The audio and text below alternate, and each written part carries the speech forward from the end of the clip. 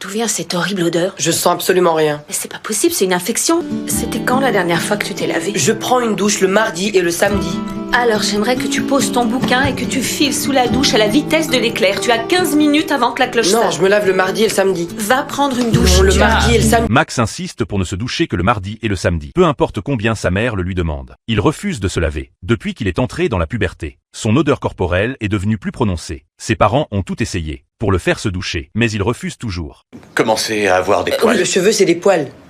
Oui, mais t'en auras ailleurs que sur la tête. Oh, j'ai déjà des poils sur mes aisselles C'est bien. et ça commence à pousser sur mon... C'est bon, stop. Je regarde pas, t'auras des bonbons si tu... Leur conversation a rendu Max curieux de la puberté. Peu de temps après, il a commencé à parler des changements de son corps avec tout le monde. Je sais pas ce que c'est. Oh, Et pour les Julien. garçons, j'ai lu que c'était à la première C'est éjaculation. encore s'il te plaît. Cela a beaucoup inquiété sa mère. Son père a décidé d'avoir une discussion sérieuse avec lui. Mais ce qu'il n'avait pas prévu, c'est que Max ne semblait pas très intéressé par les rendez-vous ou les filles. Son père a respecté ses sentiments et lui a patiemment expliqué les changements à venir. Le lendemain, Max a commencé à faire attention à son hygiène personnelle. Il a même pris une douche. En voyant cela, sa mère était choquée. Elle ne comprenait pas comment son père avait réussi à faire ça.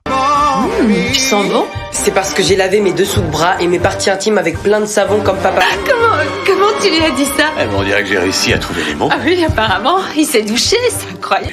Il y avait rien qui l'embarrassait, il était pas gêné, mais ensuite, quand j'ai commencé à aborder le sujet des filles et de l'attirance sexuelle, là, il m'a arrêté en disant qu'il était pas prêt. C'est comme s'il connaissait ses limites.